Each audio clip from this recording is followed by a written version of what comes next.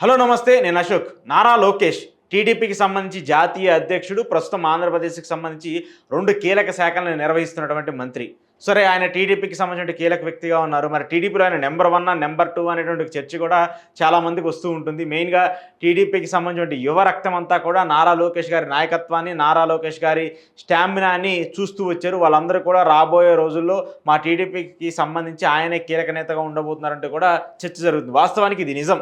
ఎవరు అవునన్నా కాదన్నా, ఆయనకు నచ్చినటువంటి వ్యక్తులున్నా నచ్చినటువంటి వ్యక్తులున్నా కూడా ఏపీ రాజకీయాలకు సంబంధించి నారా లోకేష్ గారు కీలక బాధ్యత వహించబోతున్నారనేది క్లియర్ కట్గా అర్థమైపోతుంది. అయితే ఇటీవల ఆయన ఢిల్లీ పెద్దలతో తరచూ భేటీ అవుతూ ఉన్నారు. ఢిల్లీ పెద్దలకు సంబంధించి కావచ్చు, అలాగే ప్రధాని మోదీ గారికి సంబంధించి ఆయన వరుసగా భేటీలు జరుగుతున్నాయి. ఈ ప్రభుత్వం ఏర్పడి దగ్గరగా 15 నెలలు పూర్తయినటువంటి నేపథ్యంలో ఈ 15 నెలల్లోనే దాదాపు 10కి పైగా సార్లు లోకేష్ గారు ఢిల్లీ వెళ్ళి ప్రధాని మోదీ గారిని కలుస్తూ వచ్చారు. ఆ తర్వాత చాలాసార్లు హోంమంత్రి అమిత్ షా గారిని కావచ్చు, లేదంటే ఆర్థిక మంత్రి నిర్మలా సీతారామన్ గారిని కావచ్చు, లేదంటే పలువురు మంత్రులందరినీ కూడా పదే కలుస్తూ ఉన్నారు. ఆయన తరచూ కూడా ఢిల్లీ నేతలతో, ఢిల్లీ పెద్దలతో టచ్లో ఉంటూ ఉన్నారు. ఇదేంటి వాస్తవానికి సంబంధించి ఒక రాష్ట్ర ముఖ్యమంత్రిగా చంద్రబాబు నాయుడు గారు ఆ రాష్ట్రానికి సంబంధించిన ప్రయోజనానికి సంబంధించిన అంశాల మీద ఢిల్లీ వెళ్ళాలి, అక్కడ కేంద్ర పెద్దలతో భేటీ అవ్వాలి, రాష్ట్రానికి సంబంధించిన అంశాలన్నింటినీ కావచ్చు, లేదంటే రాష్ట్రానికి రావాల్సినటువంటి ఆర్థికకు సంబంధించిన విషయాలకు సంబంధించిన చర్చించాల్సినటువంటి పరిస్థితులు కనిపిస్తూ ఉంటాయి. కానీ మీరు ఎక్కడ చూసుకున్నా కూడా ఇక్కడ చంద్రబాబు నాయుడు గారి కంటే కూడా లోకేష్ గారు ఢిల్లీ వెళ్ళినటువంటి పరిస్థితిని చూస్తున్నాం. పార్టీకి సంబంధించి అలాగే ఆంధ్రప్రదేశ్కి సంబంధించిన చాలా కీలక విషయాలన్నింటినీ కూడా డైరెక్ట్గా లోకేష్ గారు ఢిల్లీ వెళ్ళి మోదీ గారితోనో, అమిత్ షా గారితోనో చర్చలు జరిపి, అలాగే బీజేపీకి సంబంధించిన పెద్దలతో చర్చలు జరిపి అక్కడ లీడ్ అయినటువంటి పరిస్థితులన్నింటినీ కూడా మనం చూస్తున్నాం. అదేంటి, ఎక్కడా కూడా వీళ్ళిద్దరూ మాట్లాడట్లేదు. ముఖ్యమంత్రిగా ఉన్నటువంటి చంద్రబాబు నాయుడు గారు మాట్లాడట్లేదు, ఉప ముఖ్యమంత్రిగా ఉన్నటువంటి పవన్ కళ్యాణ్ గారు మాట్లాడలేదు. కానీ లోకేష్ గారు మాత్రం ఎక్కువగా యాక్టివ్ రాజకీయం చేస్తూ వస్తున్నారు. ఎందుకు చేస్తున్నారంటే ఆంధ్రప్రదేశ్కి సంబంధించి నెక్స్ట్ లీడ్ చేయబోయే ప్రతి స్టెప్ కూడా లోకేష్ గారి కనుసన్నల్లోనే, లోకేష్ గారికి సంబంధించిన అంశాలతోనే జరగబోతుంది అనేది కూడా ఈ పరిణామాలు బట్టి చూస్తుంటే అర్థమవుతుంది. ఈ అంశాలకు సంబంధించి చూస్తుంటే అర్థమవుతుంది.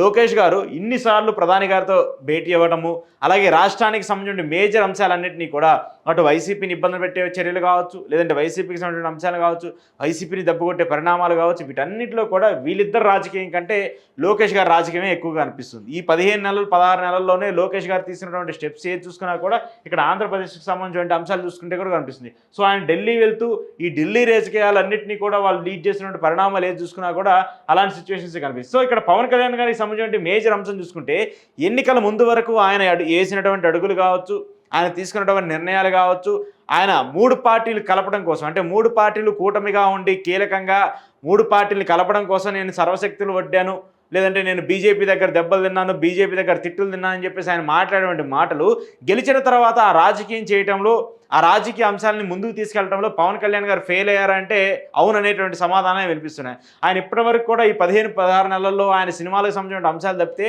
ఎక్కడా కూడా కనీసం పార్టీకి సంబంధించి పార్టీని సంస్థాగతంగా నిర్మాణం చేయడమో, లేదంటే పార్టీని డెవలప్ చేసే సిచ్యువేషన్ సంబంధించిన అంశాల మీద ఎక్కడా కూడా ఆయన మాట్లాడేటువంటి పరిణామం లేదు. కనీసం ఢిల్లీకి సంబంధించి ఢిల్లీ పెద్దలతోనో, ఢిల్లీకి సంబంధించిన ముఖ్య వ్యక్తులతోనో మాట్లాడి అక్కడ జరిగేటువంటి పరిణామాల మీద ఆయన సమీక్షించే సిచ్యువేషన్స్ కనిపించట్లేదు. కేవలం ఏపీకి సంబంధించిన రాజకీయ అంశాల్లో, ఏపీకి సంబంధించిన ఇష్యూస్లో మెయిన్గా ఇన్వాల్వ్ అవుతుంది ఇక్కడ లోకేష్ గారు మాత్రమే. సరే, వీటన్నిటిని పక్కన పెట్టేస్తే ఆంధ్రప్రదేశ్కి సంబంధించి నెక్స్ట్ స్టెప్ 2029 ఎన్నికలకో, లేదంటే ఆ తర్వాత ఎన్నికలకో ఎవరు లీడ్ అవ్వబోతున్నారు ఆంధ్రప్రదేశ్ ముఖ్యమంత్రిగా అంటే ఖచ్చితంగా లోకేష్ గారు అనేటువంటి సిచ్యువేషన్స్ కూడా ఇప్పుడు ఆయన ఢిల్లీ పరంగా చేసేటువంటి రాజకీయాలు చూస్తుంటే అర్థమవుతుంది. పవన్ కళ్యాణ్ గారు క్లియర్ కట్గా చెప్పేశారు, 15 ఏళ్ల పాటు 20 ఏళ్ల పాటు మా కూటమి ఉంటుంది, 3 పార్టీలు కలిసి ఉంటాయి, 3 పార్టీలు కలిసే పోటీ చేస్తాయని చెప్తూ ఉన్నారు. అలాగే ఆయన మనకి ముఖ్యమంత్రి అయ్యే స్టామినా లేదు, మనం ఇంకా మరో 15 ఏళ్ల పాటు 20 ఏళ్ల పాటు టీడీపీతో కలిసి రాజకీయం చేయాలని చెప్పేసి చెప్తున్నారు. లోకల్ స్థాయిలో పార్టీని బలోపేతం పక్కన పెట్టేస్తే పార్టీకి సంబంధించిన ఎమ్మెల్యేలు చేసేటువంటి పనితీరు మీదే ఆయన ప్రశ్నించి వాళ్ళు చేసేటువంటి తప్పుల్ని కరెక్ట్ చేసేటువంటి సిచ్యువేషన్స్ ఎక్కడా కనిపెట్టలేదు. సో ఆయన లీడ్ అవ్వటం కంటే పార్టీని నడిపిస్తే చాలు, బై ద ఫ్లోలో పార్టీ నడుచుకుంటూ వెళ్ళిపోతే చాలా అనేటువంటి సిచ్యువేషన్స్లో మాత్రమే పవన్ కళ్యాణ్ గారు ఉన్నారు. కానీ దాన్ని స్టామినాగా తీసుకొని ఎక్కువ స్థానాల్లో పోటీ చేసో, లేదంటే సింగిల్గా పోటీ చేసో మనం లీడ్ అయ్యి మన కమ్యూనిటీని, మన సామాజిక వర్గాన్ని ఉపయోగించుకొని రాజకీయాలు ఎదగాలనే అంశాల్లో మాత్రము పవన్ కళ్యాణ్ గారు కనిపించారు. కానీ వాటన్నిటిని కూడా ఈరోజు లోకేష్ గారు ఉపయోగించుకుంటూ వస్తున్నారు. లోకేష్ గారు ఆయన తీసుకునేటువంటి స్టెప్స్ కావచ్చు, ఆయన తీసుకునేటువంటి అంశాలు కావచ్చు, వీటన్నిటినీ కూడా ఢిల్లీ పెద్దల సాక్షిగా కూడా ఆయన తరచూ జరుగుతున్నటువంటి భేటీలు తరచూ జరుగుతున్నటువంటి అంశాలన్నీ చూస్తుంటే లీడ్ అవుతూ వస్తున్నాయి. సో ఈ అంశాలన్నీ చూసుకుంటూ ఉన్నప్పుడు ఆంధ్రప్రదేశ్లో ఖచ్చితంగా లోకేష్ గారి నాయకత్వంలోనే, లోకేష్ గారి సంబంధించిన అంశాల్లోనే టీడీపీ పార్టీ ఉండబోతుంది. దాన్ని ఖచ్చితంగా పూర్తి స్థాయిలో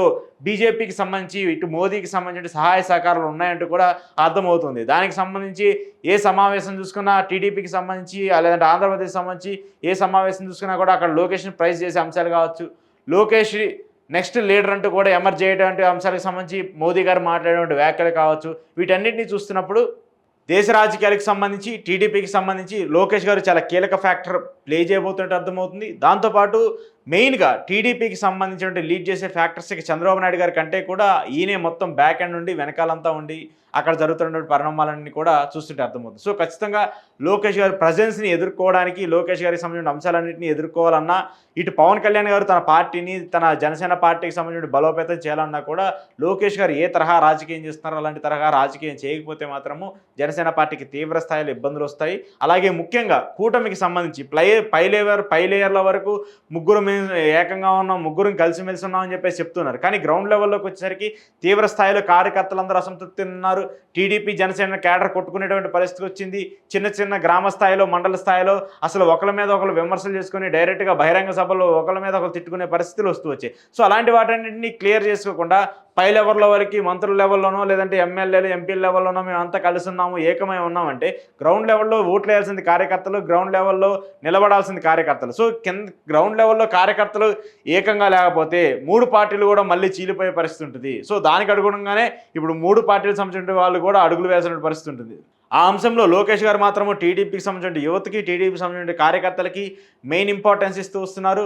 అలాగే ప్రతి అంశానికి సంబంధించి కూడా కార్యకర్తలతో యాక్సెస్ ఉంటూ ఏ అంశం ఏం జరిగినా కూడా, ఏ ఇష్యూ జరిగినా కూడా కార్యకర్తలతో డైరెక్ట్ కలుస్తూ చేసేటువంటి ఆయన రాజకీయం కావచ్చు, వాటన్నిటికి కూడా దూరంగా ఉండేటువంటి పవన్ కళ్యాణ్ గారి భిన్న రాజకీయం కావచ్చు, వీటన్నింటినీ చూస్తున్నప్పుడు గ్రౌండ్ లెవెల్లో ఉండే లీడర్కి అలాగే పైన క్రీమ్ లెవెల్లో ఉండే లీడర్కి ఉండే డిఫరెన్స్ కూడా ఇప్పుడు ఏపీ రాజకీయాలు చూస్తుంటే మనకు అర్థమవుతుంది. సో ఈ అంశాలన్నింటినీ చూసుకుంటున్నప్పుడు ఖచ్చితంగా లోకేష్ గారు ద నెక్స్ట్ జనరేషన్ లీడర్గా ఎమర్జ్ అవబోతున్నారు. దానికి ప్రస్తుతం ఆయన వేస్తున్నటువంటి అడుగులకే కారణంగా మారుతూ ఉన్నాయి.